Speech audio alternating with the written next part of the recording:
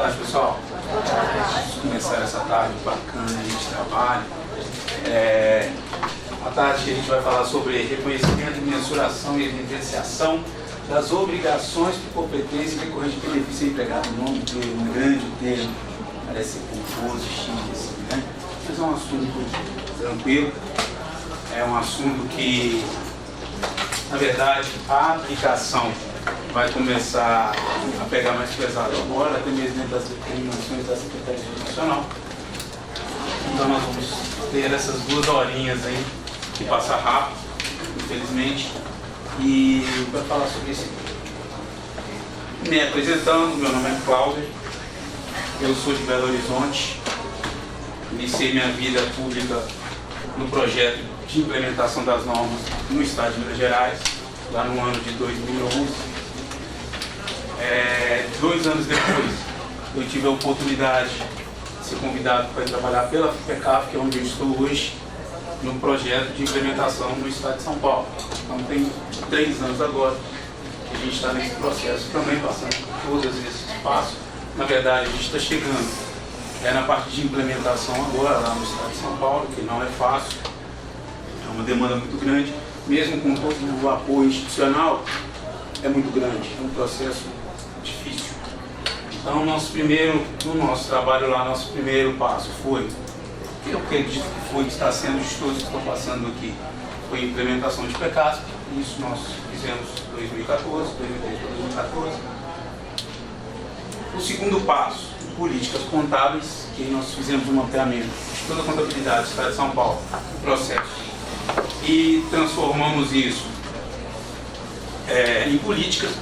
Se eu não me engano, foram 11 políticas, entre elas nós temos toda a parte de folha, que é o que a gente está trabalhando aqui, só que lá nós segregamos em 2 partes, porque, como diz a IPSA 25, benefícios a empregados, nós temos a parte que vamos trabalhar a folha de pagamento propriamente dita, e tem toda a parte de regime FPPS. Então, nós trabalhamos essa parte, foi segregadas, e dessa IPSA 25 surgiram essas 2 políticas.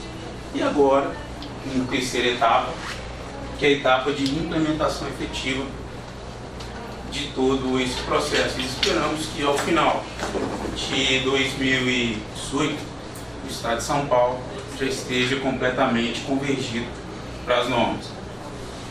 E isso aí deu um trabalho de 5 anos, e quando a gente conseguir implementar ao término do projeto, a gente vai ter. Então isso é o andamento, como que a gente fez, é um case, um mini case que a gente tem lá.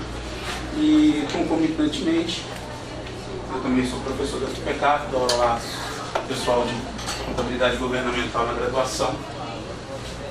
E estamos aí agora para falar para vocês. Gostaria de saber o perfil de cada um aqui. Quem é contador? Todo mundo é contador? Trabalha com contabilidade. O restante aqui, todo mundo trabalha com contabilidade. Então eu posso falar um tecnotável direto, sem problema de professor, não entendi. Pessoal, então a nossa dinâmica aqui, a ideia é apresentar para vocês um pouco da IPSA 25, esses reconhecimentos nas formas. Nós não vamos entrar explorando a parte de regime previdenciário, que é uma parte pesada, técnica, tem bastante processo, e em 2 horas a gente não ia conseguir explorar esses assuntos. Então, a gente delimitou essa parte, a gente vai falar, explanar algumas coisas, mas nada impede da gente estar trocando algumas ideias. Se caso eu não souber, façam as perguntas, eu anoto e as respostas, a gente vai trocando ideia e monta esse network. Eu acredito que hoje em dia, principalmente no setor público, pelas dificuldades de capacitação, treinamento, as dificuldades que a gente tem muitas vezes de sair dos nossos locais de trabalho, das cidades e tal, é um pouco difícil. Então a gente faz esse network aí e troca essas ideias. Você me perguntar? Não é pergunta, é só informar que nós trabalhamos no RPPS. Você trabalha no RPPS. Você é de onde? Itamarandiba. Itamarandi. É. Um amigo meu é de lá. Falo muito bem dessa cidade. Então, assim, qual é o seu nome? Jane. Jane, nós não vamos abordar especificamente esse assunto, porque tem cálculos atuariais, reconhecimento de custos correntes, várias coisas que talvez a gente não consiga, mas nada impede da gente trocar ideia sobre isso aí e desenvolver o assunto. Sua expectativa era em cima desse assunto? Ou não, era geral? Necessariamente geral. Tá. Então, a gente vai falar alguma coisa, mas nós não vamos especificamente abordar esse assunto.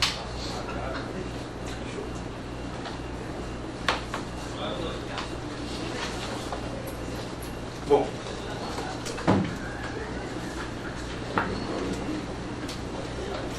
alguns conceitos iniciais aqui, só para a gente poder já alinhar alguns conceitos, porque na frente a gente vai falar. Então, aqui para a gente já sanar essa dúvida no começo e tentar diminuir essa diferença conceitual. Nós temos o conceito de passivo, de acordo com a NBCT2, lá no parágrafo 4, que passivos são obrigações presentes da entidade, derivadas de eventos passados, cujos pagamentos esperam que resulte para a entidade saída de recursos capazes de gerar benefício econômico. Ou seja, toda saída de recurso que vai gerar um benefício econômico esperado para a entidade, seja ele um benefício, no caso de passivo de decréscimo, né, de diminuição de ativo, e que vai gerar potenciais de serviços ou produtos, são reconhecidos como passivo. Esse conceito aqui tranquilo. E passivo contingente é uma obrigação possível que resulta de evento passado e cuja existência é confirmada apenas pela ocorrência ou não de um ou mais eventos incertos, não totalmente sob controle da entidade. Todos aqui já conheciam o conceito de passivo contingente? Já ouviram falar? O passivo contingente, pessoal, ele é um passivo que a empresa ou o ente pode reconhecer, mas ele ainda não tem ao certo como saber disso. Ele só tem como fazer o entendimento que isso pode acontecer, é provável, mas isso ainda é incerto e não pode ser reconhecido como um passivo efetivo da entidade. O nosso PECASP, ele trata os passivos contingentes lá nos riscos fiscais, riscos trabalhistas, que aí o pessoal do direito, lá os advogados, vão falar dos riscos para nós e nós vamos reconhecer isso lá em contas de controle. Tem semelhança com a reserva de contingência do orçamento? Do orçamento, não. Porque os passivos contingentes, eles podem atingir o patrimônio da entidade, né? Eles são atos potenciais. Potencialmente, aquele valor pode vir a ser reconhecido como um fato. As reservas de contingências orçamentárias já são uma prática de orçamento, que aí vai fazer as reservas, as contingências necessárias lá de acordo com a gestão e que não necessariamente irão impactar o patrimônio da entidade. Porque assim, o cara contingenciou a dotação tal. Então aquela dotação, se ela foi contingenciada, ela não vai ser nem executada.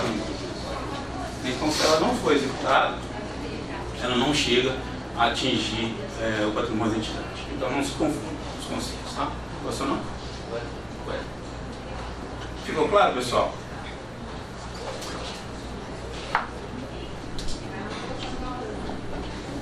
Aqui, continuando aqui sobre o passivo contingente, que para reconhecimento de um passivo contingente é uma obrigação presente que resulta de eventos passados, mas que não é reconhecida porque não é provável que uma saída de recursos que incorporam benefícios econômicos ou potencial de serviço seja exigida para liquidar, ou o valor da obrigação não pode ser mensurado com confiabilidade, né? Então, nesse caso do passivo contingente, como nos diz a IPSA, lembrando aqui que esse trabalho, ao final a gente apresenta, os conceitos básicos são trazidos das IPSAs 19, que são provisões, ativos e passivos contingentes, que é de onde veio esse conceito, da IPSA 25, benefício empregado, e algumas deliberações do MK.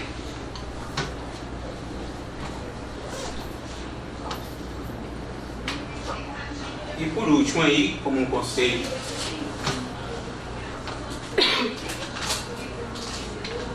para a gente trabalhar, provisões. As provisões, na verdade, são um passivo onde existe uma incerteza de prazo ou de valor, né? Então, na verdade, Qual a diferença básica de um passivo contingente para uma provisão? No passivo contingente, nós não temos condição ainda de afirmar categoricamente o valor, o prazo. Agora, a provisão eu já consigo apresentar, só que eu tenho algumas incertezas que não me permitem ainda dar como certo e líquido aquilo, mas já me permite reconhecer aquele passivo de identidade. Então, essa é a diferença entre provisão e passivo contingente.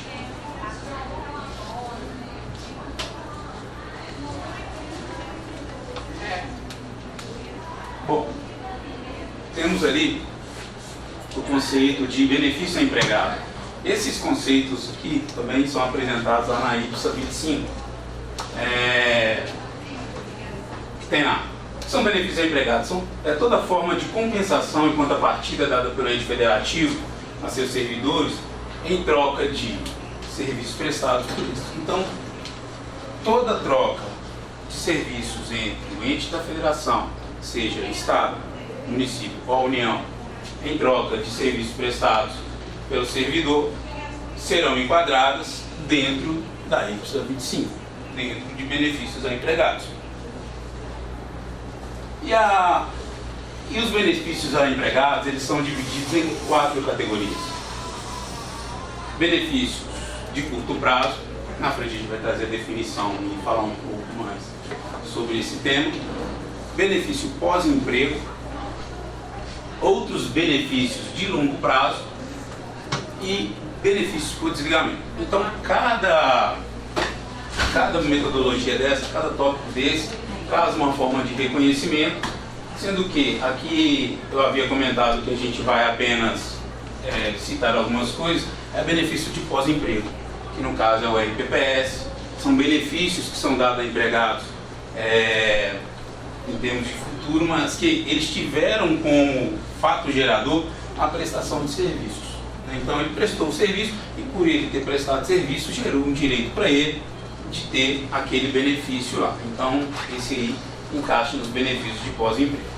Temos os benefícios de longo prazo, que é uma metodologia diferente de reconhecimento, e os benefícios por desligamento. Esses benefícios por desligamento são aqueles benefícios tipo vai ter um estatal aí independente vira e fala assim, olha, nós vamos fazer um plano de demissão voluntária. Como que a gente reconhece isso no balanço? Como que a gente trata reconhece e mensura esses casos? Então, a IPSA traz esses benefícios por desligamento e como que a gente deve tratar cada um. Aqueles cursos que ela pode dar quando ela manda o funcionário embora, tipo nesses planos de desligamento. Aí ela dá um curso para ele técnico, para ele tentar outra oportunidade no mercado. O custo desses cursos, será que ele poderia tratar esse benefício do desligamento? Ótima colocação, seu nome? Tânia. Vamos, você anota que a gente, na hora que a gente for tratar de benefícios, a gente chega e a gente discute esse caso, porque é um caso interessante para a gente poder abordar e trocar uma ideia a respeito disso aí.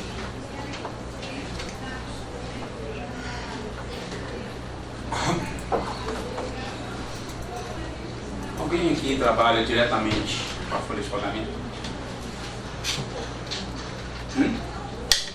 Diretamente não, só com a contabilização dela. A maioria de vocês aqui, sistemas são próprios ou sistemas terceiros ou a contabilidade é terceirizada?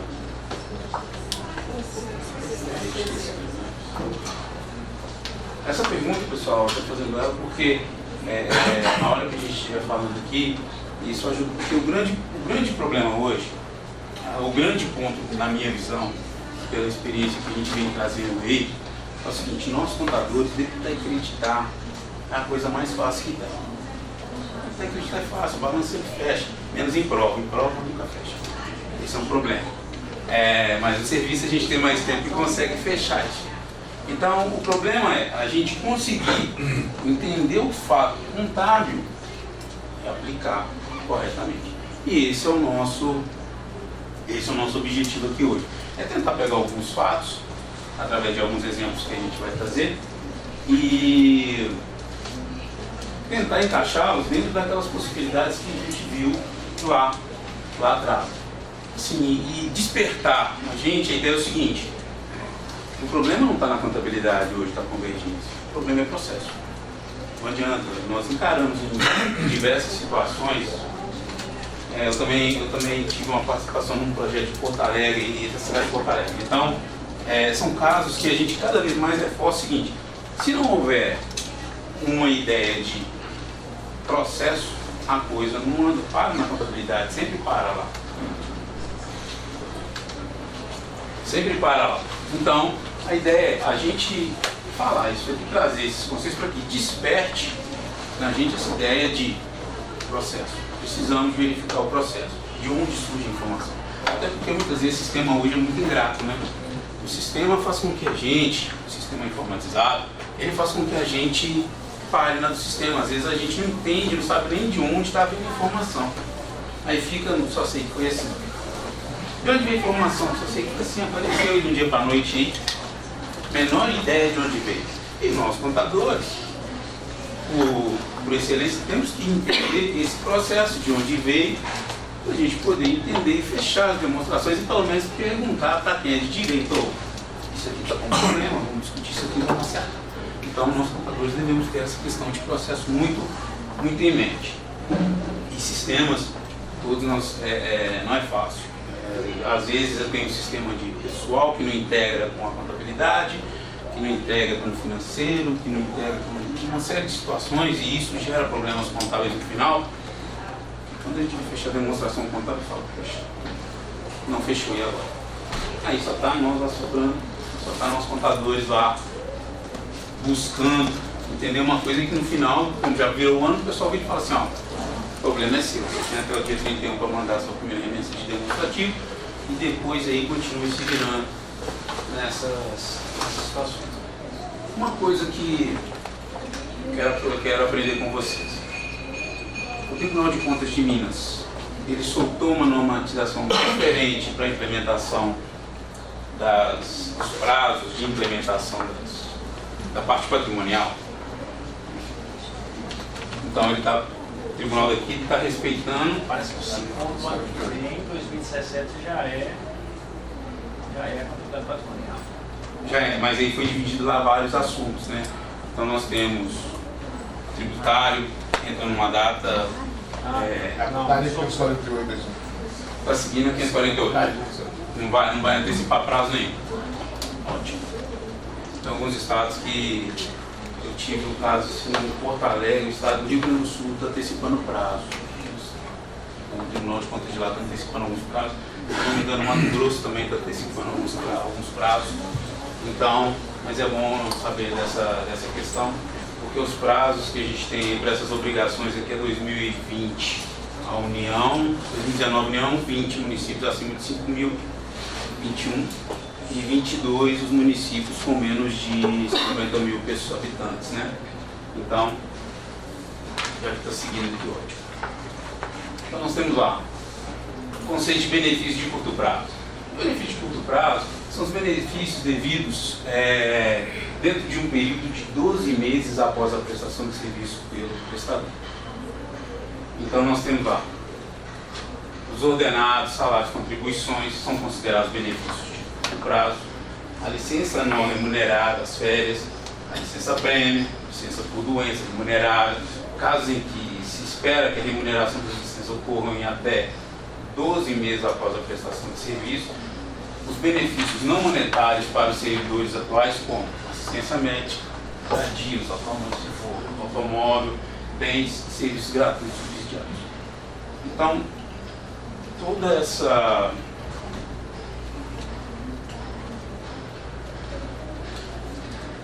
e algumas mais que houver, porque a gente entra na questão de legislação, cada lugar tem uma legislação, algum benefício, em muitos lugares dá o benefício, outros não.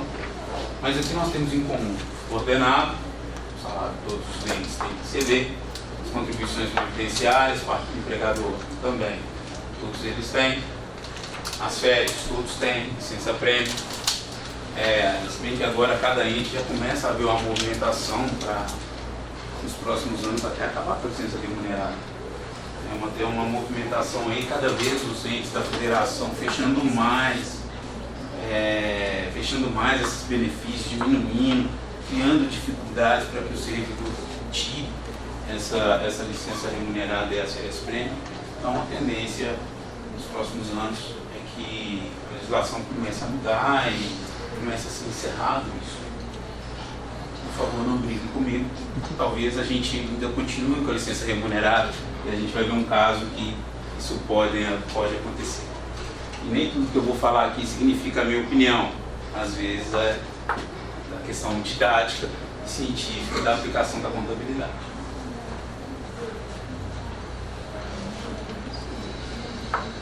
Reconhecimento e mensuração.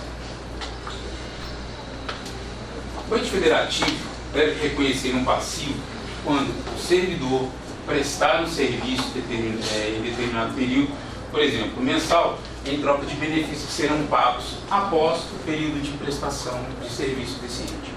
Então, nesse caso aqui, a gente pega o reconhecimento por competência da folha de pagamento.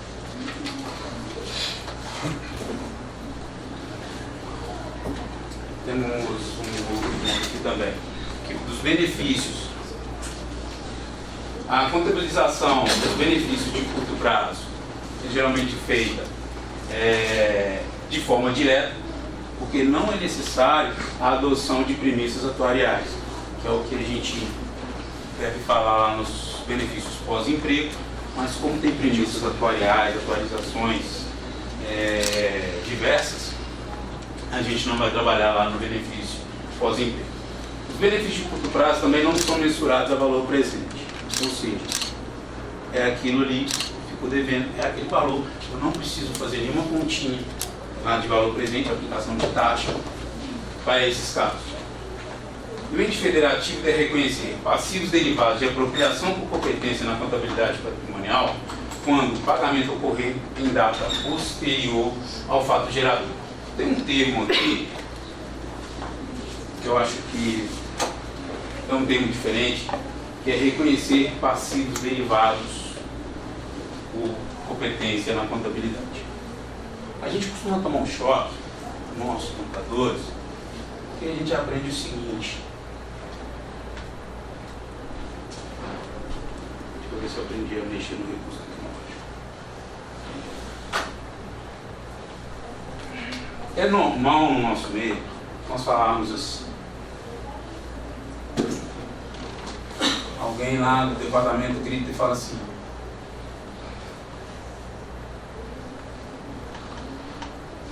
apropriar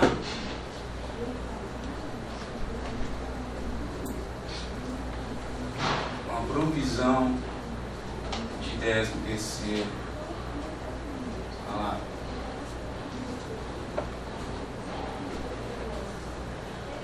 Apropriar a provisão de férias. Não é assim que a gente ouve falar em todos os departamentos de contabilidade?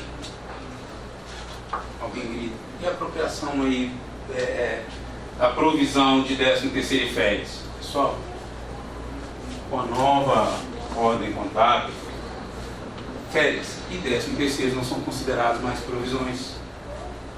Nós entendemos hoje que férias e 13º salário e os seus encargos são reconhecidos como passivos derivados de apropriações por competência. Por quê? Professor, mas o 13º, o valor é incerto, porque o servidor pode ter um aumento no meio do caminho ali, ter um benefício, alguma coisa, que vai alterar aquele valor mensal. Então o valor não é correto. Tudo bem, certo. Então isso cai na definição de provisão. Só que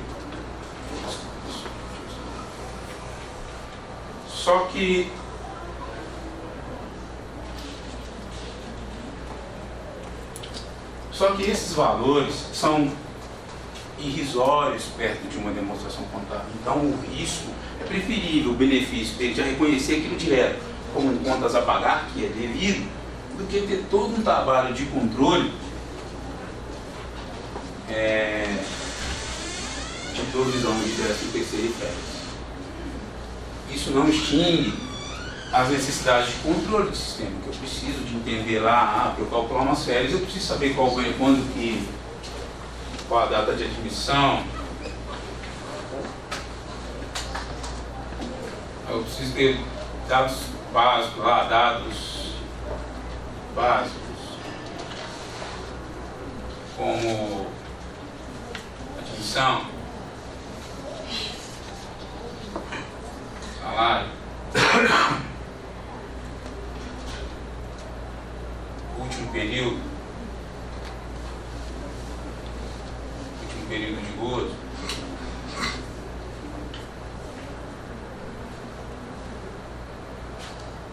enfim, e outros controles que aí cada sistema, cada setor de controle faz.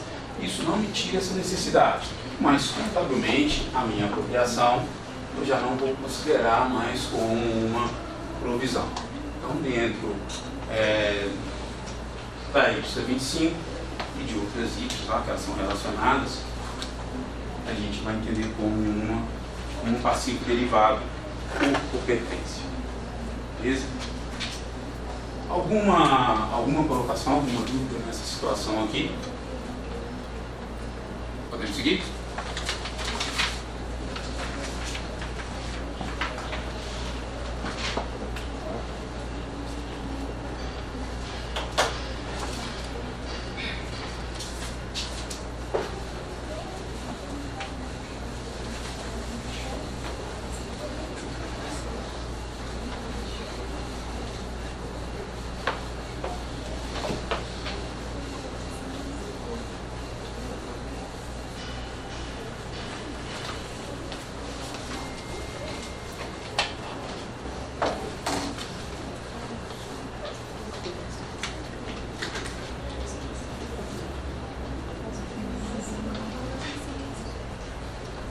Outras situações do benefício a curto prazo,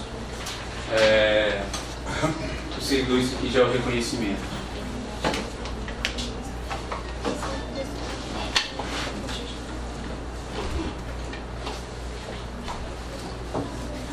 Então nós temos aí para reconhecimento o servidor que presta serviço no período de 1 a 30 de um mês e recebe salário de serviço prestado no 30 de outro mês, então deve ser reconhecido lá como um benefício de curto prazo.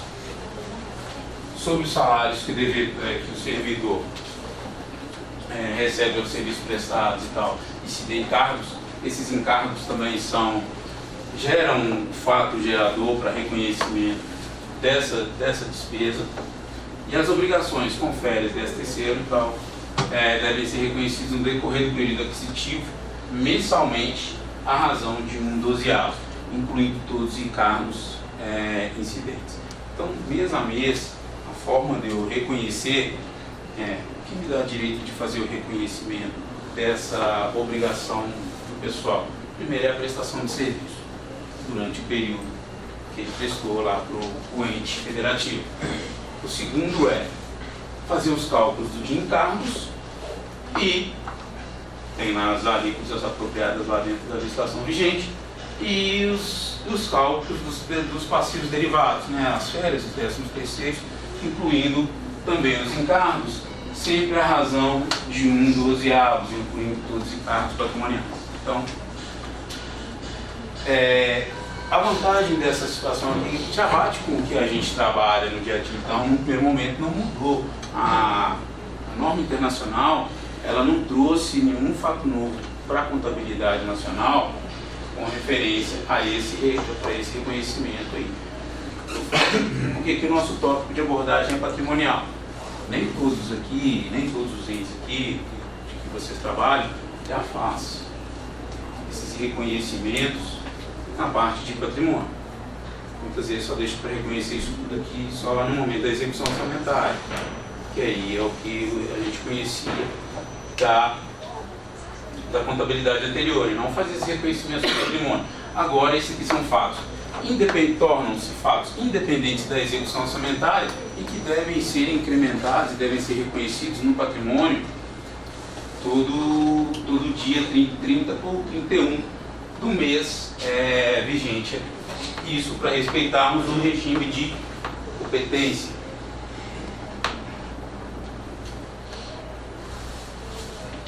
Dentro aí dos benefícios de curto prazo, nós temos as licenças remuneradas cumulativas, que são aquelas que podem ser utilizadas futuramente, se o direito adquirido no período não for totalmente utilizado.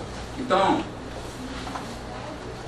esse tipo de benefício da remunerada cumulativa é: eu prestei, ganhei, não perco ele mais. Ele vai comigo até o ente desembolsar aquele valor. E no caso aqui das licenças prêmio, embora o fato gerador da obrigação seja prestação de serviço pelo prazo, no caso aqui um exemplo, cada ente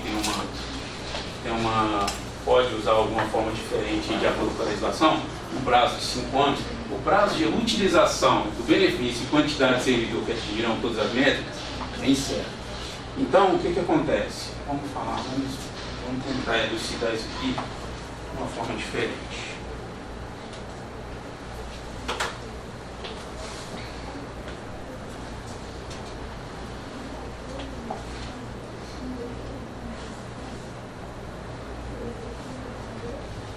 Então, o servidor, ele entra aqui no momento zero, ele é admitido aqui. Entra aqui ano aqui, nós vamos fazer essa mensuração do direito. Eu devo fazer o reconhecimento, apropriar aqui 1/12, nesse caso, sabendo que ao final de 5 anos ele vai ter o direito dele aqui no final. O que vocês pensam?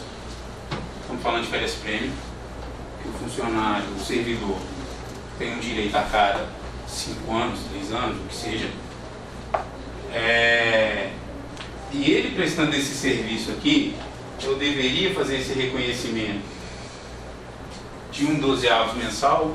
Qual a metodologia que vocês imaginam para reconhecimento mensal dessa, que nesse caso aqui vai se tornar uma provisão? Porque aqui para mim é certo. Esse ponto X aqui, que é o de pagamento, que é onde eu gero o direito dele, é incerto. Ele pode acontecer de chegar aqui e pedir exoneração. Pode chegar aqui e pedir exoneração. Pode chegar aqui, ó, com aquele período probatório.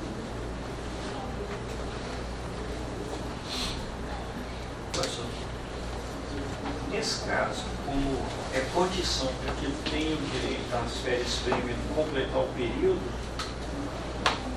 o ideal é então que você reconheça a partir do momento que ele complete. Porque é condição, se ele não completar os 5 anos, ele não tem direito. Não, ele não tem direito. Se ele não completar, ele não tem. Isso. Só que então não pode. Aí poderia reconhecer como provisão, né? Aí não seria certo. Seria uma provisão, né? Uma provisão para... Porque assim, como a ideia é refletir o patrimônio da entidade, é aquela obrigação, à medida que a setinha vem andando aqui, ó, cada vez que vai chegando perto desse ponto do 5º ano aqui, essa obrigação torna-se certa ou ruinte. Então hoje, dentro de metodologias, o que a gente tem trabalhado é o seguinte: olha, ele começou aqui, nós vamos fazer uma mensuração aqui na base estatística.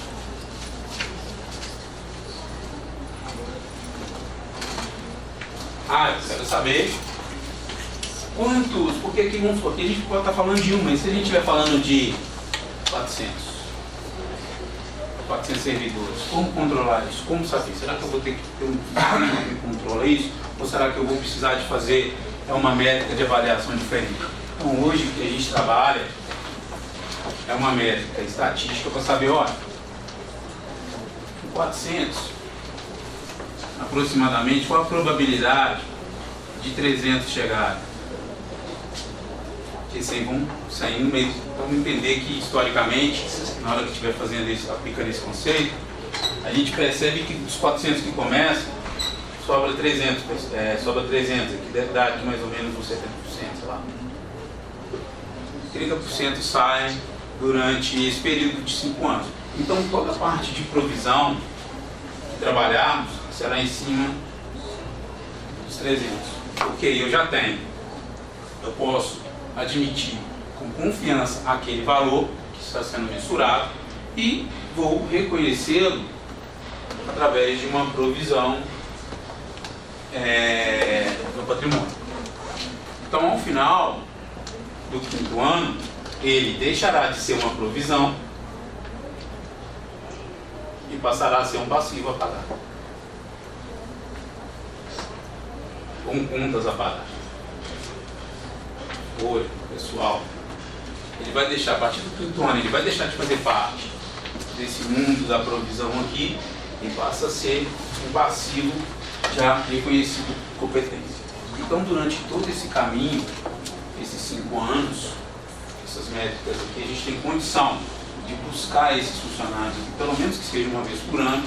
Cada ente, cada política contábil utiliza a melhor forma, a metodologia, e a gente traz esse valor estimativo aqui de uma base estatística e faz o reconhecimento pelo menos uma vez no ano, que pelo menos já deixa o ativo da entidade mais realista.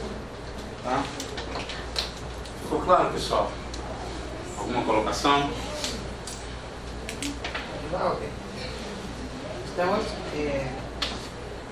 só para resumir aí, para a gente entender a questão das férias, né? Mensalmente, as férias normais.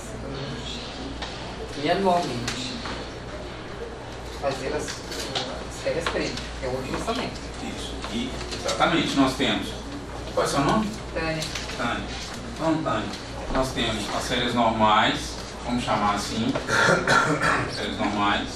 Essa é mensal, a razão de 1/12. Então, meu reconhecimento de passivo derivado de férias, encargos, é de 1/12 mensalmente lá no patrimônio, independente do pagamento ou não. Alguns entes, por exemplo, algumas prefeituras que antecipam o 13º por férias no aniversário do servidor. Aquele adiantamento vai ficar lá, nós não precisamos bater no passivo, gera como direito, porque às vezes, o que acontece? Se eu estiver lá fazendo uma mensuração, fiz um adiantamento, patrimônio, um adiantamento lá, e eu tenho saldo de provisão de 30. Aí eu adiantei 30 por servidor. Só que aqui o ano,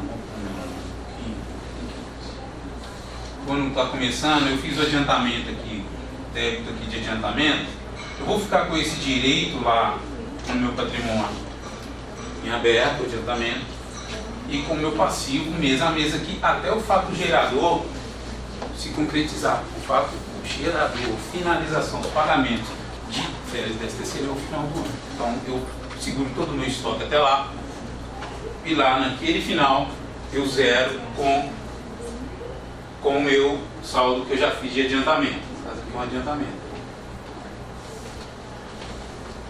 Por que eu já não posso fazer e vem cá fazer? Não. Você vem cá e já bate. Eu não posso mensurar passivos por diferença. Então eu tenho que deixar bem evidenciado que, olha, eu já antecipei o servidor 30 e eu já fiz isso aqui, é um direito que eu tenho com ele de adiantamento. Mas o meu passivo eu estou fazendo mês a mês, porque pode acontecer no meio do caminho ele pedir exoneração, sair do cargo ou ser transferido alguma coisa assim, e aí eu perco o meu controle contábil, ele não fica bem evidenciado na demonstração, ele fica erradamente lá apresentado. E Tânia, com relação à licença prêmio, a orientação hoje que a gente tem utilizado é fazer isso aqui uma vez por ano, pelo menos. Chega no final do ano, faz o estoque, ajusta, faz os cálculos necessários da metodologia utilizada e faz esse reconhecimento lá no passivo da entidade. Cláudio, como é que eu faço esse cálculo? Cada lugar, cada ente vai criar a sua metodologia. Por quê? Tem as suas peculiaridades, tem suas diferenças de legislação. Então, nós contadores teremos que ter essa sensibilidade para poder fazer essa mensuração. E a mensuração deve ser correta, sem pensar muito em conservadorismo, que hoje está até caindo aí essa palavra de ser conservador nas avaliações. Claro, com as métricas adequadas e necessárias para que a gente faça esse reconhecimento aqui. Ficou claro, pessoal? Podemos seguir?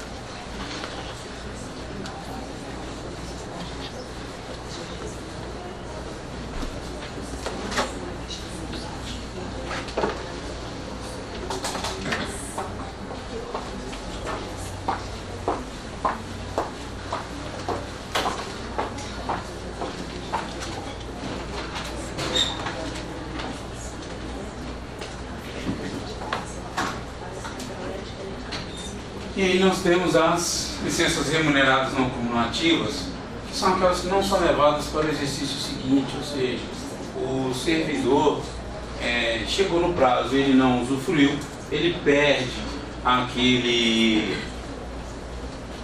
direito, então ele não continua utilizando, então ele não tem esse direito. E ele não tem direito a um recebimento em dinheiro por direitos não usufruídos no momento em que se desligam do Estado ou alguma situação. Nesses casos aqui, exatamente em termos de como ele não tem o direito, não vai gerar um benefício econômico para a entidade, não existe reconhecimento.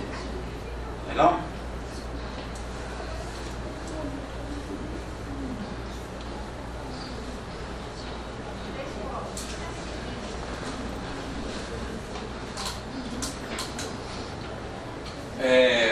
Participação nos resultados e participações. Alguém trabalha com isso comumente aqui, algum ente que trabalha? É normal eles fazerem distribuição de lucros ou lucros não, de resultados, participações? Ninguém aqui do Estado? De Minas?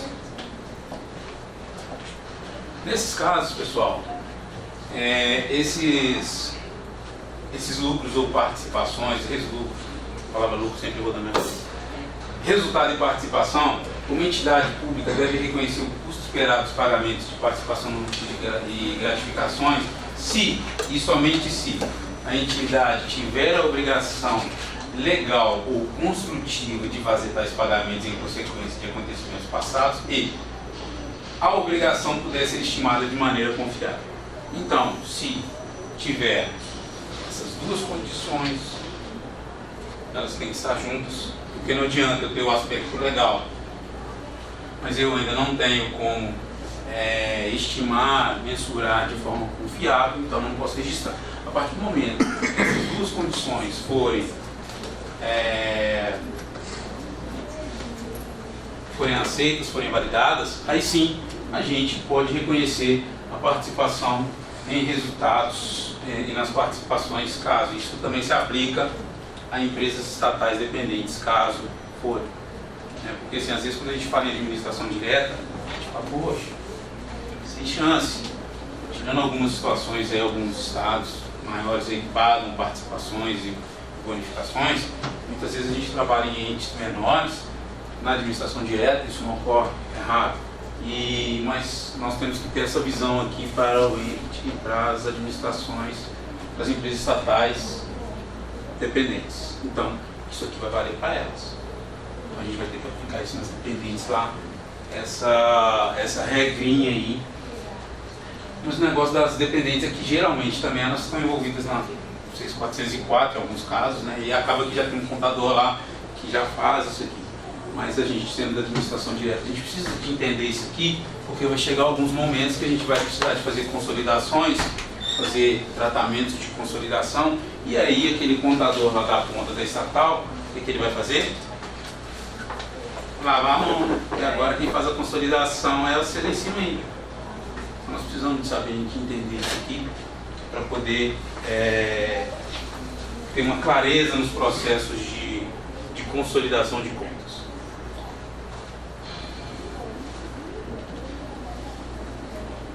Temos aqui alguns casos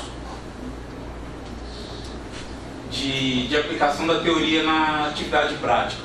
Então aqui nós vamos ver alguns fatos que eu não trouxe assim, dentro da perspectiva que eu montei, eu não trouxe exercícios para a gente executar dentro de sala de aula. Acho que é muito assim, 2 horas é muito corrido. Por não ser um tema que a gente já está habituado, a gente demoraria aqui um tempo maior do que o necessário, do que o estimado para a aula. Mas como eu disse, no final vou deixar os meus contatos e, tendo dúvida, a gente vai trocando ideia e que a gente vai, nesse momento da contabilidade pública, está todo mundo aprendendo cada vez mais. Primeiro, entender os processos e depois ver como que a gente vai conseguir, porque muitas vezes a gente pede informação e não tem, simplesmente não tem. Eu preciso disso, essa informação desse jeito não tem. Então como é que eu vou fazer isso aí? Nós vamos fazer de forma retrospectiva, com quais os critérios. Vou dar um exemplo para vocês de uma coisa que eu estou passando na prática. Nós estamos com dificuldade de fazer mensuração de bens móveis e imóveis. Como fazer isso? Não tem. Muitas vezes o bem imóvel não está registrado. Vou pagar, o ente vai pagar uma pessoa para olhar lá, um engenheiro, caríssimo. Talvez inviabilize as operações, porque é caro. Lá no estado de São Paulo, tem estimado só em bens imóveis algo em torno de 30 mil imóveis. Como você vai mandar um perito lá ver 30 mil imóveis? Cara, se ele cobrar R$1.000 para ele, por unidade, que eu estou estimando é um valor baixo, só já são 30 milhões. Imagina o Estado chegar a desembolsar 30 milhões quando vai reavaliar. Então, o que ficou definido lá? Olha, nós vamos trabalhar para frente, na forma prospectiva, tudo que entrar já vai entrar na métrica correta. O que está para trás, a gente vai ver uma metodologia, que é uma das etapas que a gente está passando agora, para endossar isso lá e trazer um número aproximado. Né? Porque não tem como imaginar que uma avaliação de bens imóveis e imóveis, principalmente do que é retrospectivo, a gente tem conseguido assim. Da mesma forma na folha de pagamento, no regime LPPS também, que aí já são outras contas, é diferente, mas você pegar aqueles valores que não eram reconhecidos no patrimônio e trazer isso agora é um trabalho complexo e nós temos que, como a gente conversa, ter bastante jogo de cintura nessas avaliações para que a gente possa trazer um número confiável, um número que represente o que está retrospectivo, um número aí na casa aproximado de 90% de certeza que é aquele valor ali. Se não for, a gente nem adianta trazer aqui para um demonstrativo, porque pode ser glosado aí por algumas entidades, Tribunal de Contas, Poder Legislativo, todo mundo questionar essas formas de mensurar esses bens móveis aí. Então, dentro dessa questão, temos lá o exemplo. Suponhamos que a posição patrimonial do Estado tal fosse representada pelo saldo de caixa de 50 mil, crédito a curto prazo no valor de 20 mil, mobilizado 50 mil, contas a pagar 20 mil e capital social no valor de 100 mil, conforme o próximo demonstrativo. Então nós temos esse demonstrativo, esse balanço patrimonial. Tá? Lembrando que também a questão de os fatos que a gente vai trazer aqui, todos eles pelo reconhecimento por competência, e nós não vamos abordar o aspecto orçamentário para esse exercício aqui. Tá?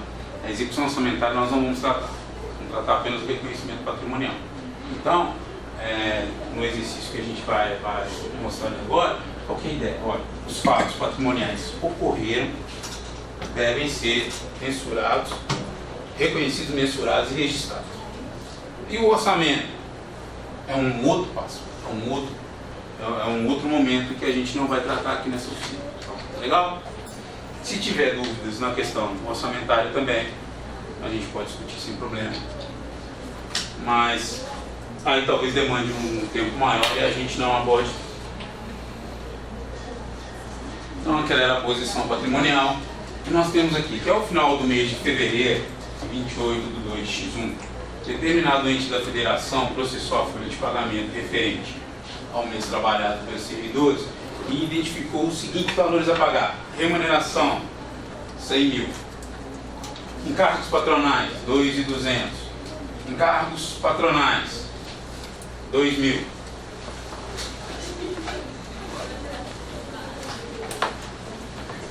Lembrando que quando tiver uma situação dessa aqui, remuneração, encargos patronais, encargos, logo eu vou remeter para qual tipo de benefício? Nós vimos aqui, nós temos 4. Nós temos o de curto prazo, pós-emprego, desligamento e longo prazo. Isso aqui é curto prazo. Por que curto prazo? Dentro dos 12 meses. Os encargos também. Exatamente. Tirou 10. Tirou 10. Então é exatamente o que você chamou? A Tânia. 2 Tânia. Então o que a Tânia falou é exatamente isso. Porque eu identifiquei que eu devo alocar, fazer o reconhecimento de acordo com a regra de benefícios de curto prazo. Porque todas esses fatos contábeis, eles remetem para que o pagamento deve ser feito no máximo entre os próximos 12 meses. Então o salário é no mês seguinte, os encargos no mês seguinte, tanto os patronais de RPPS e os patronais do RGPS são no mês seguinte. Então se enquadram nos planos de benefícios de curto prazo. Identifiquei essa situação, aí nós vamos correr lá no nosso amigo PK e fazer os reconhecimentos necessários no mundo patrimonial. Então, no subsistema patrimonial, lembrando que esses fenômenos que eu coloquei ali, eles têm apenas o reconhecimento patrimonial, nós não vamos transitar pelo orçamento. Então, nós teremos debitar uma VPD e creditar o nosso passivo pessoal a pagar em 10.000. Lembrando que, por que eu tenho esse P aqui do lado? Permanente. É porque é uma conta do permanente. Eu tenho lá financeiro, meu ativo financeiro e meu permanente, que é meu ativo permanente. Então, alguns falam patrimonial, mas a terminologia correta é para atender a 320, financeiro e permanente. Né? Sendo que em que a gente reconhece o P, porque ele ainda depende de autorização legislativa. Isso significa que esse cara aqui ainda não está, essa despesa com o pessoal aqui não está empenhado. Beleza? Por isso que a gente não tratou a parte de orçamento. Pessoal, e na hora que estiver fazendo o tratamento do PECASP com relação a isso aqui, ó, é importantíssimo. Se isso aqui dá um erro, no final a gente tem que dar uma desdobrada lá para descobrir por que o meu ativo financeiro não bate com o meu ativo, por que as coisas não estão batendo. Na hora que eu fizer lá o cálculozinho de superávit. Então, é importantíssimo essa parte. Reconhecer o pessoal a pagar com o atributo P. Então, se vocês, na hora que estiverem desenhando um fluxo contábil, o seu reconhecimento da folha, ou sempre no último dia você ainda não tem autorização legislativa, não tem o empenho na mão, eles devem ser reconhecidos com o atributo P. A sugestão que a gente costuma dar é reconhece tudo como P no processo, que tudo entra como P, e depois você faz a reclassificação para ela. Porque senão, se cada hora você usa um caminho, não, uma hora eu reconheço de um jeito, outro mês eu já reconheço do outro, a tendência de erro é muito grande. Então, quanto mais o processo estiver desenhado e tiver mais claro, eu já tenho informação de que tanto vai para um lugar e tanto vai para o outro. Mas e se durante o mês tiver algum problema de informação? Se acontecer qualquer coisa, vocês podem ter dificuldade no fechamento de fazer o cálculo de superávit para uma situação bobinha dessa aqui. Essa aqui foi o registro lá, né? A evidenciação, registro da remuneração. A parte de RPPS, nós vamos debitar uma VPD e creditar a conta de benefícios previdenciários a pagar, claro que tem a ver com o dentro do pecado. O que nós temos de interessante aqui, ó, é esse quinto dígito. O quinto dígito, tá, é o quinto dígito de consolidação, e que nós devemos, como é o próprio ente é o patronal, ele vai ter uma despesa, uma PPD, uma variação patrimonial diminutiva, com quinto dígito igual a 2, e também fazendo um registro com seu regime de previdência com quinto dígito igual a 2. E por último, o último fato da folha, para esse caso de benefícios de curto prazo, é o reconhecimento do que vier do RGPS. Então, os encargos patronais de RGPS também debitam uma VPD e credito o meu benefício previdenciário, somente evidenciando que eu estou transicionando com a União. Então, quinto dígito igual a 3.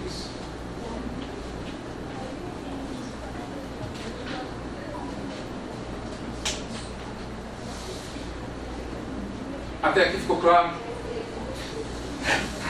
Podemos seguir?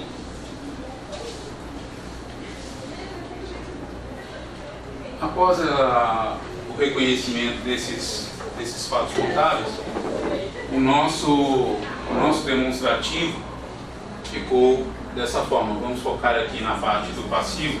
Então nós reconhecemos todo o passivo de pessoal a pagar, também fizemos o reconhecimento do nosso encargo de pessoal, todos eles com atributo P, e tivemos as alterações no patrimônio. Como resultado acumulado aqui, nós tivemos uma redução patrimonial de 14 mil, que foram as VPDs que agiram lá na parte do patrimônio da entidade.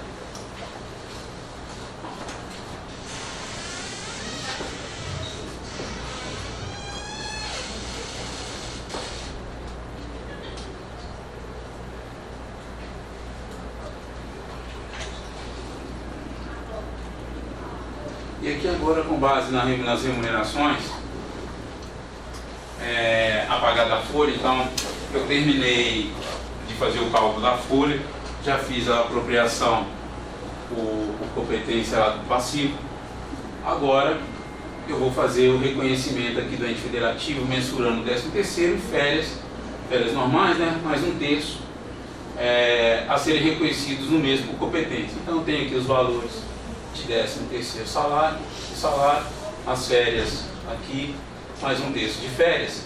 Então, fizemos o reconhecimento, que será de 833, que é o valor da remuneração dividido por 12, as férias dividido por 12 dá 833 também, mais um terço de férias, que dá 278, que é os 833 vezes dividido por um terço aqui. Então, a partir desses fatos contábeis, nós teremos esse novo demonstrativo, é o mesmo demonstrativo, só que agora o nosso pessoal a pagar passa a ser 11.194. Por que 11.194? Porque eu já estou considerando que tem férias ali dentro e 13º já alocado dentro do pessoal a pagar. Os encargos a pagar que são da folha, e temos aqui dentro do resultado já reconhecido o valor de 1.194, que foi o total do resultado dessa operação, diminuindo o nosso patrimônio. Então, o nosso patrimônio passou a ter 83 mil, nosso patrimônio líquido. Ficou claro essa parte aqui do reconhecimento?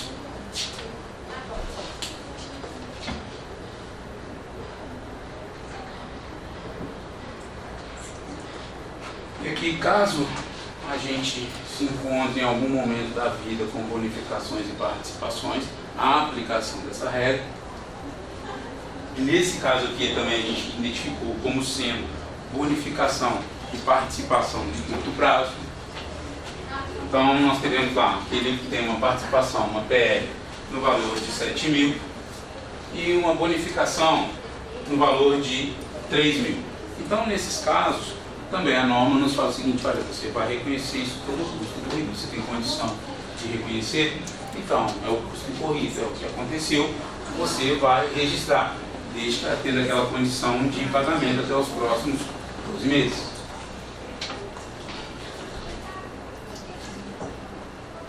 Então, simplificando o lançamento aqui, somatório da bonificação e da participação 10 mil, então eu tenho uma variação patrimonial e tenho lá a conta participação empregados, essa conta nós temos lá no CASP.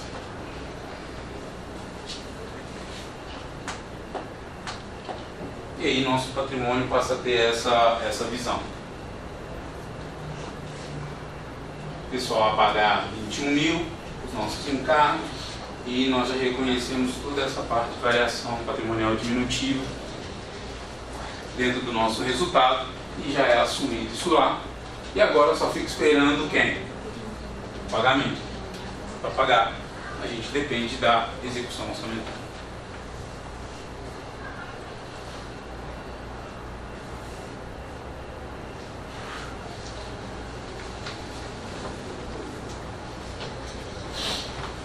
Pessoal, com relação aos benefícios de curto prazo, alguma dúvida?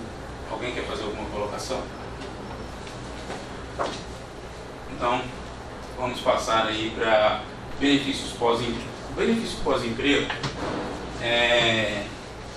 nós não vamos entrar nesse aspecto, mas o que ele compreende são os benefícios de aposentadorias, pensões, seguro de vida e assistência médica na aposentadoria dos servidores. E nós vamos aplicar isso aqui. Qual o fato gerador para benefícios pós-emprego? É que ele trabalhou uma vida toda e tem o direito adquirido daqueles valores. Então ele tem direito à aposentadoria, em algum caso ele pode ter seguro de vida ou assistência médica. Mas no nosso caso nós não temos assistência médica, então não reconhece. Mas o que tiver de direito que se enquadre nesses valores aqui, dentro dessas situações, serão reconhecidos como benefícios pós-emprego. Aí a gente pode falar um pouco sobre mensuração. A mensuração desses valores de benefícios pós-emprego geralmente serão colocados com metodologias atuariais. Então, todo cálculo, toda métrica para reconhecimento contábil, aí nós vamos chegar lá para o atuário, dar um abraço nele e pedir para que ele faça essas continhas todas para nós, para que a gente possa reconhecer esses valores dentro de cada situação contábil, cada fenômeno desse que aparecer. Então, nesse caso aqui, a gente precisa de atuários para que os valores saiam.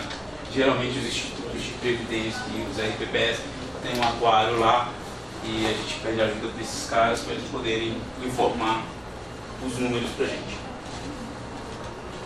Caso alguém de vocês queira avançar nesse assunto de benefícios pós-emprego, me mandem e-mail que a gente vai trocando figurinha, a gente troca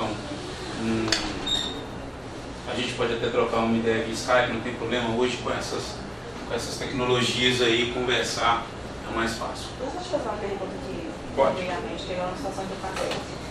Com relação a esses benefícios pós-emprego, por exemplo, o município que eu trabalho, a gente tem plano de saúde. Quando a pessoa aposenta, o município tem um prazo que ele tem que manter esse plano de saúde da pessoa? Não. Isso aí vai depender da legislação. Então, por exemplo, A legislação seria do município. Isso. Se o município te oferece ao servidor, fala assim, ó, você já tem o direito. Quando você aposentar, você vai ter um IPSENG da vida, como assistência médica, sendo participativo ou não, aí se enquadra naquele caso ali. Porque Então, você se não tem uma lei municipal para isso, ele saiu da empresa, o benefício acaba para ele. Exato. Se não tiver uma previsão legal, a partir do momento que ele saiu ali, isso não é considerado um benefício pós-emprego.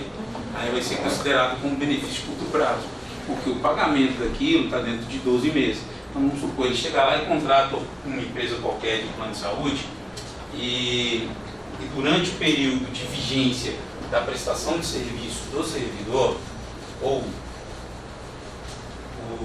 a prefeitura chegar lá e falar, olha, eu vou arcar com, sei lá, 30% e você com 70%, esses 30% aqui que é da parte da doente lá da prefeitura, e ele fala, olha, na legislação prevê o seguinte, eu banco isso aqui para você, mas quando você sair, você não tem isso mais. Só o RPPS você vai te pagar a aposentadoria lá. Nesse caso, isso aqui é considerado como benefício de curto prazo. Agora, se ele falar assim, não, mesmo depois que você aposentar, eu continuo fazendo isso aqui, aí sim, isso aqui é considerado um benefício pós-emprego. Que aí deverá ser mensurado dentro de cálculo atuarial, tal, dentro das premissas lá, da IPSA 25. Tem que gastar ativo, inativo. Tudo. Só ativo, então ele inativo já. Exatamente. Então, assim,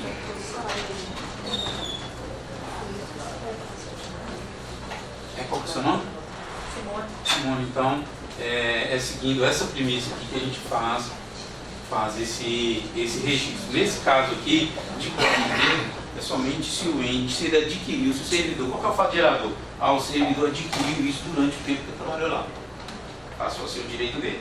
Aí a gente não sabe quanto tempo, ele pode ter aposentado com 55 anos, vai viver até 80, na expectativa de vida dele lá. Mas quem vai explicar isso pra gente vai ser o atuário, vai trazer isso tudo a valor presente, porque ele não pode projetar futuro e reconhecer futuro dentro da demonstração, ele traz o valor presente e a gente reconhece isso lá no patrimônio. Tá? Isso entra lá como uma provisão.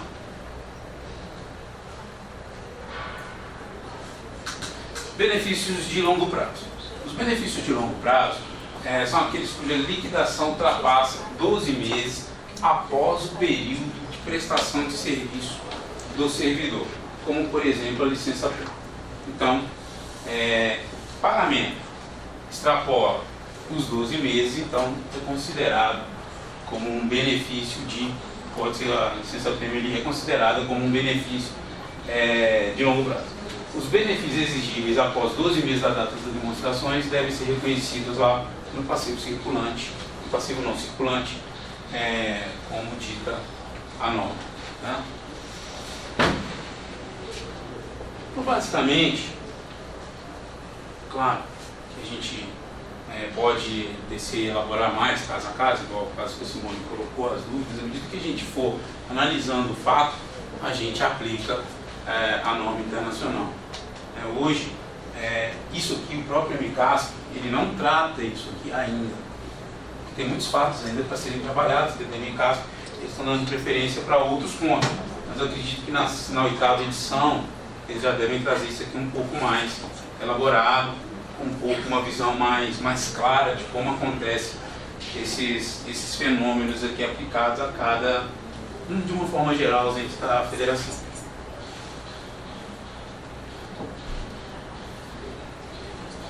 Os benefícios de longo prazo, dentro desse enquadramento aí, de acordo com a norma internacional, eles devem ser mensurados a valor presente, descontados a uma taxa que reflita o valor do dinheiro no tempo. Então, quando a gente chega aqui também nos benefícios de longo prazo, já começa a trazer a questão de metodologias. Começa a trazer questões de metodologia. Como que eu vou aplicar, professor? Como que eu vou fazer isso aqui? Vamos ter que conversar e criar uma metodologia. Vai ser o momento de pensar. Nós agora, nós contadores, fomos convocados a pensar. O débito e crédito, eu acho que já não é nosso problema mais. Todo mundo sabe débito e crédito, patrimônio, está como funciona o mecanismo e tal. Nosso problema, nossa grande oportunidade de negócio, eu costumo falar, é pensar nisso aqui. Porque muito mais esse processo de convergência que a gente está transitando aí, passando, eu costumo falar que todo mundo está tendo uma oportunidade de negócio, não? Negócio como assim?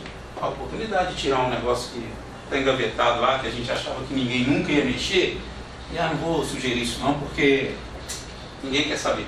De repente é a hora de puxar de novo e trazer, tem isso aqui. E vende o produto, vende a ideia, né? Porque na verdade todos nós somos vendedores de ideia, todo dia. Tem que convencer minha esposa todo dia, quando eu quero ir tomar minha cerveja. Com os amigos, tem que ir lá botar. Então todo dia eu faço assim, não, todo dia eu não vou tomar cerveja. Sempre eu tenho que exercitar essa questão de vender ideia. É difícil ela comprar. Na minha mão, na mão dos outros ela compra tudo. Então esse é o momento de pensar e trazer reflexão. Às vezes, como no exemplo que a gente trouxe de contabilização, é simples a contabilidade, muito simples. Deve BPD, crédito passivo, marcar a charada, bateu com crédito, valor certinho, fechou a demonstração. Mas será que eu fiz o reconhecimento correto? É nesse momento. Será que eu mensurei correto? É nesse momento que as normas internacionais, as NBCT a NBCT que está em vigência, está convidando a gente a pensar, vamos pensar. Então não tem nada fechado ainda, está todo mundo criando a todo momento, pensando e vendo como é que dá para fazer isso e refletir nos assuntos. Então, no caso da mensuração, é trazer a regrinha simples. A vantagem da norma internacional ainda não foi, tem muita coisa que não é normatizada no Brasil ainda. O bom é que ela nos permite, ela é livre. Então ela fala que, olha, não, você vai fazer o seguinte, tudo que for benefício de longo prazo deve ser mensurado a valor presente, descontado a uma taxa. Pô, legal. Qual taxa? Como que eu vou fazer isso? Aí nós temos que pensar para aplicar esse negócio aqui. E quem tem que pensar isso aqui? Nós contadores. Né? Nós não podemos ficar delegando terceiros, claro que com a ajuda de outros técnicos, mas a responsabilidade é nossa de pensar nisso aqui e de falar, olha, nós vamos seguir esse caminho. Porque, como eu falo, eu tenho uma irmã de 17 anos. Uma vez ela perguntou o que eu fazia, né? Eu fiquei com uma meia vergonha, né? Ela perguntou assim, o que você faz? Quem é que eu sou? Eu falei, eu sou cientista contábil, médico das empresas. Ela está querendo fazer contabilidade. Eu falei, não, que mentira que eu falei dela. É nesse ponto que a gente trabalha e temos que pensar. É engraçado, são termos da faculdade até hoje. Eu lembro das professoras falando isso pra gente na faculdade. Sim, sim. A gente não acredita. Quando a gente vai em economias mais avançadas, tipo a economia americana, o contador lá é extremamente valorizado. E ele é considerado realmente a posição do que ele fala lá vale para o negócio, porque é o médico. Um deles estava até aqui ontem, o professor Amaro, que estava aí, não teve o professor. Estava na ontem à tarde. Pois é. E é uma verdade que às vezes a gente que está dentro não acredita, a gente olha assim, é comigo mesmo, uma vez eu estava num lugar e tal, aí alguém chegou assim, aqui do meu lado estão os maiores, não sei o que, do Brasil, fiquei olhando, cadê? A gente não acredita às vezes no nosso potencial. Bom, dentro aqui aplicando uma aplicação da teoria na prática aqui, nós temos, ao final do exercício, o ente federativo avaliou o quadro de servidores, identificou o valor de 40 mil como sendo de valor presente. Então, o que esse fato aqui está falando? Chegou no dia 31 de dezembro e diz, olha, vamos mensurar, vamos reconhecer a provisão de benefício de longo prazo. Então nós temos que dar um valor, nós conseguimos mensurar, nós conseguimos reconhecer, sabemos que isso aqui existe. Agora vamos avaliar. Então eles chegaram a um valor de 40 mil, como valor presente das obrigações relacionadas à licença preta. Considerando um fator de ponderação para refletir a efetiva conversão dos direitos, apurou-se um saldo de 25 mil. O que eu quis dizer aqui? Na hora que ele chegou e identificou lá, ele falou, olha, tem 40 mil. Aí ele aplicou algum outro fator, como eu tinha citado anteriormente. Vamos fazer uma continha estatística e chegar numa taxa para ver quantas pessoas vão chegar, qual o percentual. Aí na hora que chegou no percentual, eles reconheceram, eles chegaram a um valor de 25 mil. Então isso aqui tornou-se uma provisão. Aqui, pessoal, aí vocês podem falar, mas essa sempre a gente vai fazer assim? Não. Não tem uma regra, não tem uma receita de bolo. É isso que é o legal do negócio. Não tem uma regra. Então esse fator de ponderação que eu coloquei aqui, pode ter várias coisas lá dentro que é só quem está lá no dia a dia que vai saber desenvolver essa metodologia para poder chegar a esse número. E claro que essa metodologia deverá ser expressa onde? Qual é o demonstrativo que vai apresentar a metodologia que eu fiz para calcular isso aqui? Nosso aplicativo. Quando eu for lá para o nosso aplicativo, eu vou ter que saber escrever lá e falar, olha, fiz assim, assim, assim, assado, para chegar a metodologia de reconhecimento e explicar para que quem estiver lendo a notinha explicativa possa ir lá, identificar esse valor e entender o que eu fiz. Então, dentro desse valor aqui relacionado, ele tem 20 mil como expectativa após os 12 meses, passivo não circulante, e de 5 mil com expectativa de pagamento nos próximos 12 meses. Então, dentro disso, os saldos citados acima foram registrados de acordo com os seguintes eventos contábeis. Que simplesinha a contabilidade. A contabilidade foi simples. Então, vou debitar uma VPD e vou reconhecer o meu passivo, minha provisão, sendo 5 mil no circulante e 5 mil e 20 mil no não circulante. Então, contabilmente, fiz o reconhecimento, está bonitinho. A receita do bolo foi mais importante, assim, para mensurar e chegar a esse valor aqui.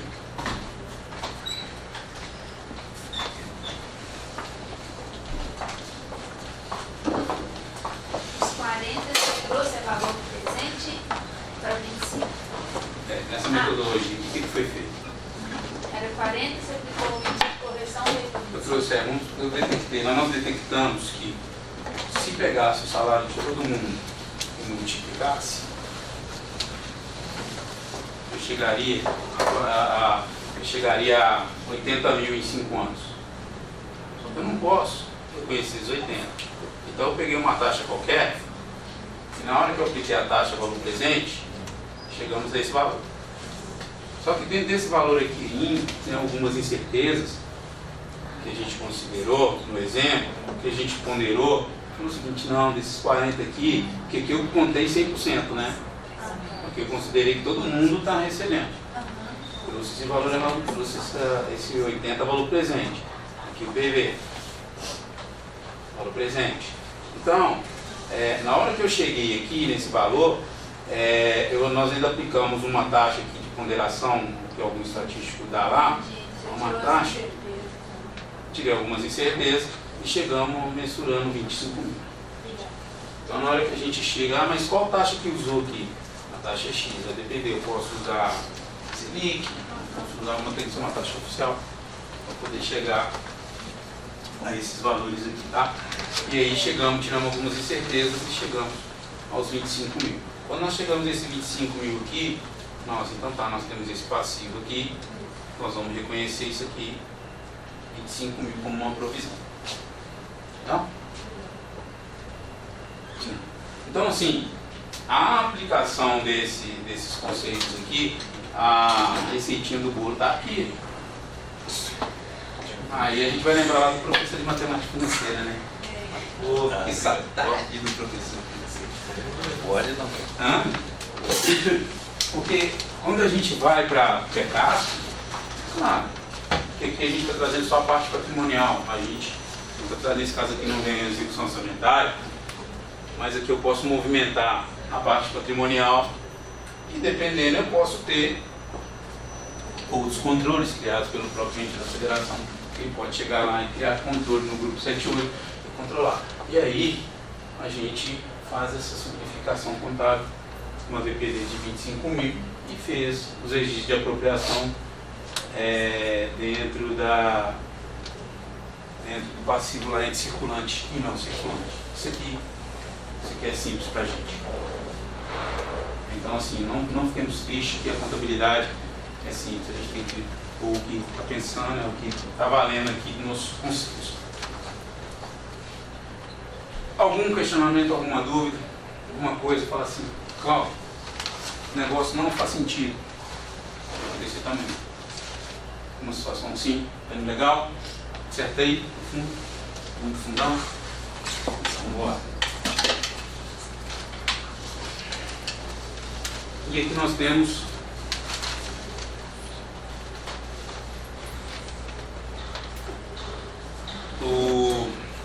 os benefícios por desligamento.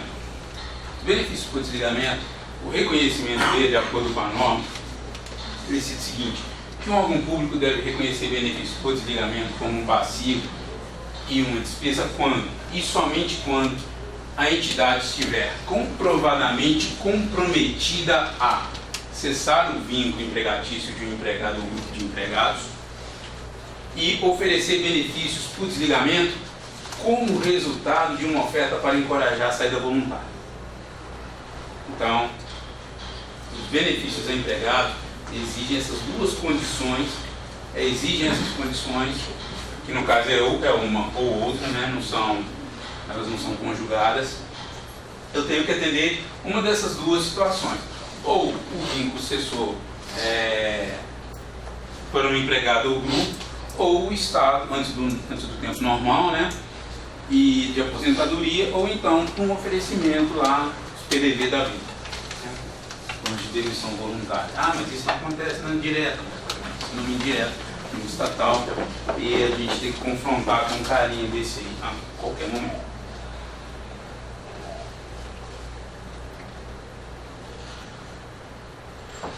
Dentro ainda do reconhecimento, existem algumas regras que a norma coloca, não é uma norma legal, a norma brasileira. Eu nunca, a parte de legislação de pessoal, eu não conheço, eu nunca participei de mensuração de evidenciação de um PDV, então eu não entendo, não sei da legislação, mas para a norma contábil, para reconhecimento dela, um órgão público comprometido em demitir o empregado, somente quando a entidade tem um plano formal de desligamento. Não existe possibilidade de cancelamento. Então, para a contabilidade, na hora, porque os gestores podem chegar para a gente e falar, olha, eu estou fazendo um PDV. Só que ele deu o nome de PDV. E nós vamos falar, não, contabilmente isso não é PDV. Contabilmente nós vamos reconhecer de outra forma. Não é um PDV que a gente está reconhecendo isso não. Porque a empresa pode dar o nome de PDV e o contador chegar lá e falar, não, por quê? A norma contábil, ela pede para que os planos tenham, no mínimo, a localização, função, o número estimado de empregados a serem desligados, benefícios por desligamento para cada classificação ou função, momento em que o plano será implementado, ou seja, é exatamente ter um plano de execução dessas demissões. Então, às vezes, o cara chega lá e fala assim, faz uma demissão em massa e quer chamar aquilo de PDV. Não, então, contabilmente, a gente vai ter que fazer essa análise. Contábil, muitas vezes pode chegar um advogado e falar assim, ah, mas, gente, não, vocês contabilmente não estão seguindo essa formalidade que a norma me apresenta. Então, eu, contador, vou assinar no meu balanço com essa formalidade. Se o advogado quiser assinar o parecer dele lá, assumir responsabilidade de uma coisa que é PDV, é outra discussão técnica e tal, mas contabilmente a gente vai seguir essa receitinha de bolo aqui para reconhecimento. Tem algum advogado aí?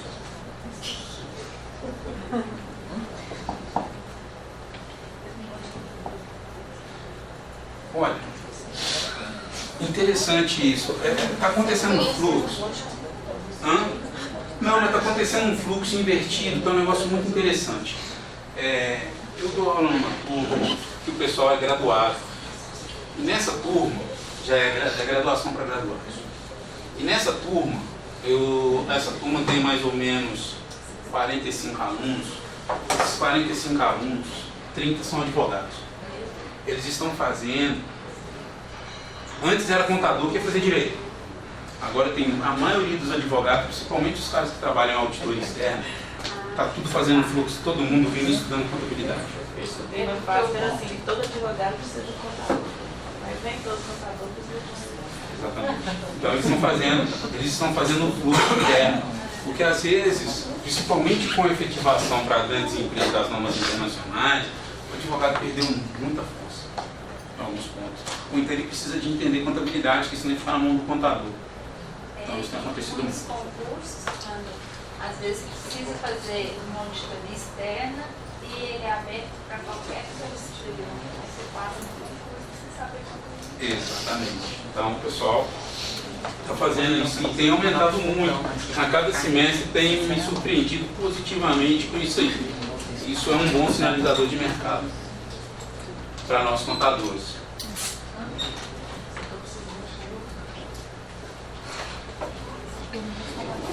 Então a mensuração de benefícios por desligamento, a mensuração, sempre que os benefícios por desligamento vençam após 12 meses da data das demonstrações contábeis, eles devem ser descontados a valor presente. Foi aquilo que eu já antecipei no slide anterior. Professor, essas provisões matemáticas do cálculo atuarial, eles deveriam estar sendo contabilizados ao valor presente, né? Sim, todo cálculo atuarial é valor presente. A premissa de atuarial é sempre trazer que você tem uma conta estatística limitada de limite lá, você tem a limitação do escopo lá, ele vai fazer para você algumas projeções de expectativas, no caso se for regimes de previdência, expectativas de vida, expectativas de aposentadoria, um plano de espectro. E no final disso aqui, aí nós contadores, você falou isso na expectativa para mim, traz o valor presente. Também vai entender para nós contadores, interessa que o que ele calculou lá em 2030, eu preciso saber desse valor hoje, dia 31 de 12 de 2016. Então, o atuário vai informar isso aí para a gente, vai ter que trazer isso aqui a valor presente, todas essas situações aqui. E o registro pelo valor presente. E registra pelo valor presente, que é o valor como se fosse. Porque o valor presente, pessoal, a ideia do valor presente é: se eu acabar hoje, se o plano de previdência, vamos supor que um ente da federação vira e fala assim: olha, nós não estamos conseguindo bancar o plano de previdência, quebrou, o plano de previdência próprio quebrou, tá? O que nós vamos fazer? Nós não podemos deixar isso aqui para Deus dará. Eu tenho aposentado, todo mundo. O que ele vai fazer? Ele vai passar a carteira dele para quem? Quem vai bancar os caras? Regime geral. O regime geral vai comprar isso tudo a valor presente. Então ele vai falar: tá, então manda para mim quanto que é hoje que eu vou assumir esse seu passivo a valor presente. Então, a expectativa de liquidação, se eu quisesse pagar tudo hoje, é isso que significa para mim o valor presente. Então, todas as demonstrações elas devem ser trabalhadas na questão do valor presente. É como se fosse hoje. Se eu terminasse a empresa hoje, a ideia é que se eu vender tudo hoje naquele valor ali, é o valor certo, o valor que representa fidedigamente a demonstração. Professor, só um gancho da Previdência. E perda de investimento? Como que eu mensuro ela? De investimentos aí? Da Previdência. O Instituto de Previdência. Ele teve uma perda de investimento. Como que eu mensuro ela? Qual é o seu nome? É Hudson. Hudson. Pessoal, todo mundo entendeu aí o que o Hudson perguntou? Não, repete o Hudson que eu estava conversando. A questão da perda de investimento. Como que eu mensuro ela isso é um calo. Eu tenho duas situações de investimento. Vamos supor lá que para investimento, o RPPS, ele tem lá ele vai ter lá, ele tem fazendas, tem ações, aplicações. E quais são as metodologias de reconhecimento de perda de investimento? Nós temos duas situações.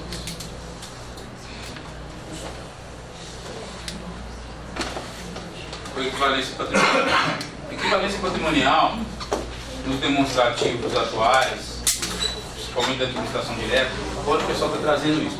Então, você vai ter que escolher os dois caminhos. Se for ações e investimentos em outras empresas, se não for uma empresa que você consolide essa empresa, esse investimento é reconhecido pelo MEC. Isso aqui acontece geralmente com empresas não dependentes. Se ela for dependente, nesse caso de investimento aqui, ela é custo. Mas daí como que eu lanço ela no balanço? Eu lanço como uma VPD? Sim. Você vai debitar. Se for pelo MEP, tá? Você vai debitar uma VPD e vai acreditar seu investimento. E no custo da mesma forma. Se for mensurado pelo custo e você teve perda, debita uma VPD, acredita pelo custo também acredita seu investimento. O problema é que tem a questão do superávit financeiro.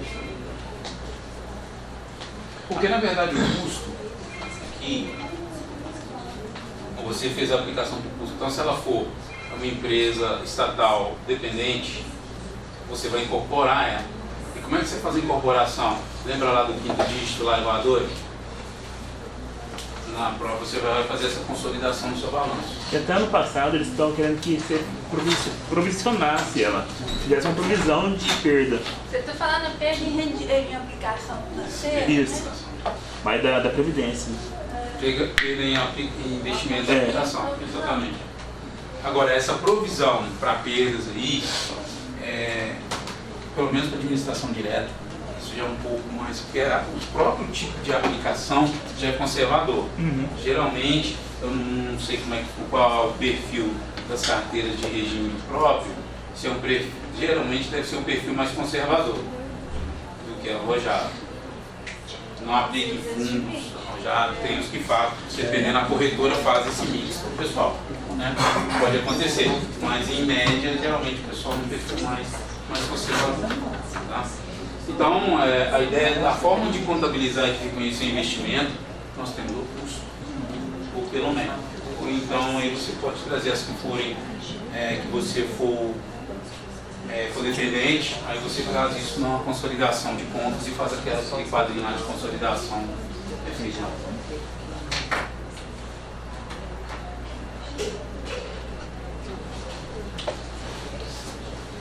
A evidenciação. Quando existir uma incerteza acerca do número de empregados que aderirão ao plano de demissão voluntária, aí nesse caso, existe uma incerteza, eu quero registrar, eu sei que está acontecendo um processo de demissão voluntária, é 31 de dezembro, só que me falta uma informação, eu não sei quantos vão entrar. Para eu reconhecer um passivo, ele não me fala o número de funcionários, não tem que ter essa certeza lá no plano, eu tenho que ter. Como eu ainda não tive essa certeza, eu não posso reconhecer aquilo como um benefício, eu não posso reconhecer aquilo como provisão ainda. Então, quando eu tiver essa diferença, essa questão da incerteza de número, eu não sei quanto, eu sei que eu estou fazendo, mas eu não sei quantos vão aderir, não tem como reconhecer ainda, aí eu posso apresentar isso lá como um passivo contingente. Aí o passivo contingente está descrito lá no grupo 7.8 de riscos trabalhistas, que aí a gente já vai ter esse número lá, a gente vai debitar, se eu não me engano, é o grupo 7.3 alguma coisa, e 8.3 alguma coisa, tem lá as contas do PECAS, a gente coloca. E, adicionalmente, a gente explica isso em nota explicativa.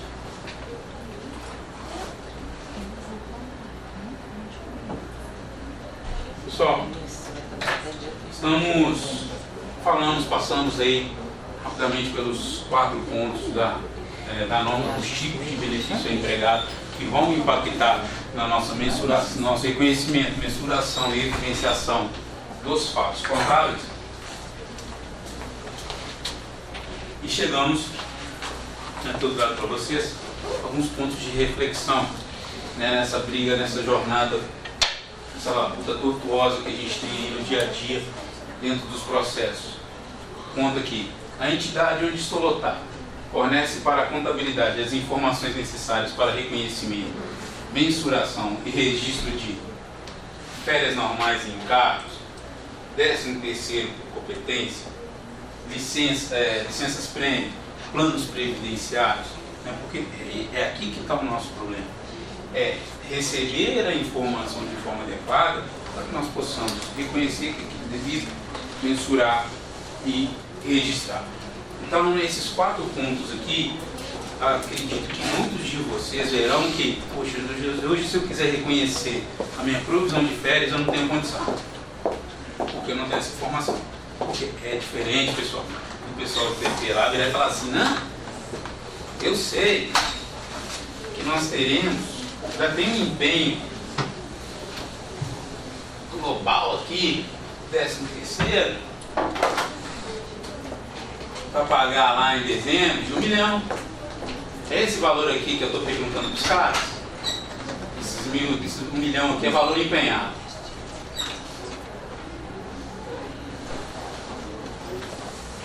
É esse para 10º. É esse valor aqui que eu estou querendo do cara, que ele me informa. Eu liguei para ele em junho.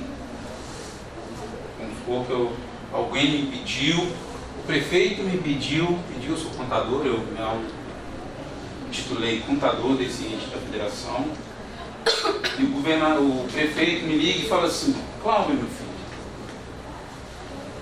eu preciso que você me entregue o balanço em 31, nós estamos em agosto, né? De 31/7, eu preciso que você me entregue esse demonstrativo, o balanço, que eu preciso de apresentar isso aqui lá no Tribunal de Contas, que eu estou trocando uma ideia com o pessoal lá, ou na Associação Mineira do município, eu quero apresentar, e eu já falei para todo mundo que as nossas demonstrações estão dentro da norma. E aí eu vou, tudo bem, prefeito. Aí aquela correria normal, de correr, vamos fechar, eu olho, eu falo, não, poxa, falta reconhecer minha provisão. E aí eu falo, pô, ninguém tem provisão, vou ligar lá no pessoal do responsável, né? Aí eu falo lá, ô fulano, estou precisando aí que você me manda a provisão de 10º salário. O cara vira para mim e fala assim, não, o valor empenhado, Cláudio, é 1 milhão. Eu vou registrar esse 1 milhão? Não, seria 7 meses. 7, 12 avos. Que eu nem sei se é esse valor aqui. Se é sobre esse valor de 1 milhão, porque esse aqui também pode ser que na frente passe um pouco mais. Então, pessoal, essa é uma das dificuldades que a gente tem. Essas informações geralmente ainda não chegam na contabilidade por patrimônio. Fazendo essa desvinculação orçamento do patrimônio, o patrimônio geralmente a gente não tem. Estou falando isso porque eu faço com um grande ente da federação e lá hoje nós não temos isso aqui não. Estou falando do estado mais rico, da federação. Eles ainda não tem uma condição firme de dar essa informação. Então a gente já jogando isso para outros entes da federação percebe da dificuldade. Por quê? O controle lá era errado? Não, atendia a outra época, outra legislação, outra forma de pensar, outra forma de mensurar, né, essas questões. Então agora estão providenciando resolver isso aqui. Licenças prêmio, a mesma forma, planos previdenciários. Então se hoje o prefeito me ligasse e falasse assim, preciso de dia 31/6, eu já ia falar para ele de cara, falar que ó, licença prêmio eu não vou conseguir te entregar, plano previdenciário, se bem que os regimes RPPS eles são um pouco mais justos, né? Eles andam com uma contabilidade mais tranquila, ou pelo menos deveria estar. Mas pelo menos licença prêmio eu tenho certeza que eu não ia conseguir dar número nenhum para o cara. Por quê? Eu ia ter que criar metodologia, ia ter que fazer uma série de coisas, passos para trás e tal. Então, pessoal, a ideia são esses desafios. Debitar e creditar, PECASP, crédito, debita um RPD, acredito um passivo. Isso é simples. O negócio está nos nossos processos. Se a gente conseguir desenvolver esse processo, melhorar cada vez mais, e nós temos prazo para isso no caso de passivos, obrigações de folha de competência, até 2021 para quem é de município maior que 50 mil e menor 2022 ganha um ano. Quem foi? Então nós temos um bom tempo para pensar, sugiro para que já comece. Hã? Não entendi. Isso não é antes, não? Não, da folha não. Da folha, esses passivos aqui, todos esses passivos serão reconhecidos em 2020. Para o Estado é antes. O Estado é 19. O Estado é 19. O município é 22 e tal. E aí nós teremos que reconhecer. Se caso a informação que eu passei para vocês de acordo lá com a 548 estiver errado, me desculpe, é só de lembrança aqui, que é uma coisa que eu detesto, ficar decorando essas datas, porque ocupa espaço no HD. Por espaço no HD eu processo mais lentamente outras coisas.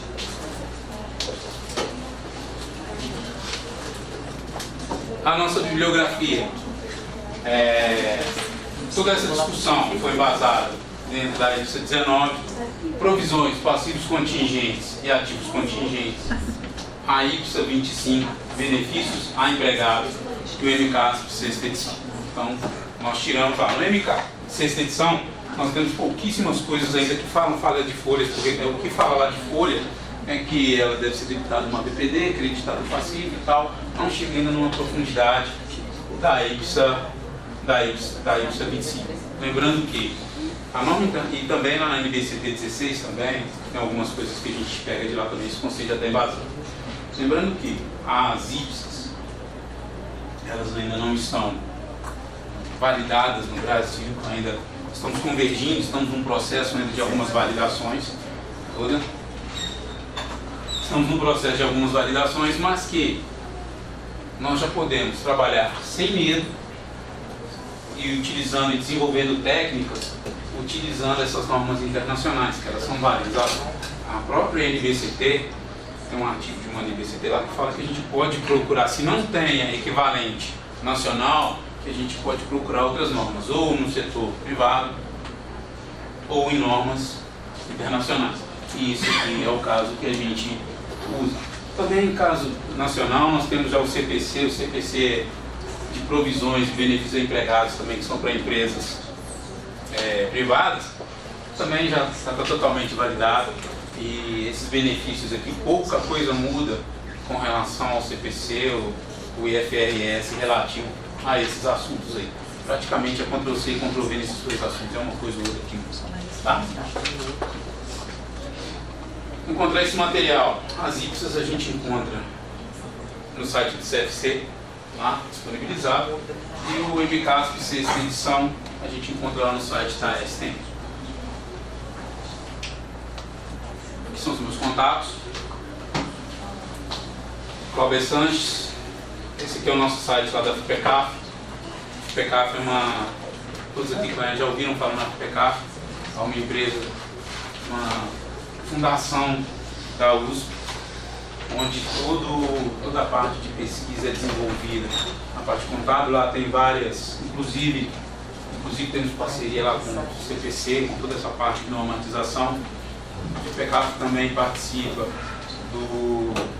da STN como membro lá, tem 2 membros, tem um membro na FPCAF, que é o professor Alberto Herru, também participa lá na STN como membro lá do GTCOM, membro votante, o meu e-mail e o telefone.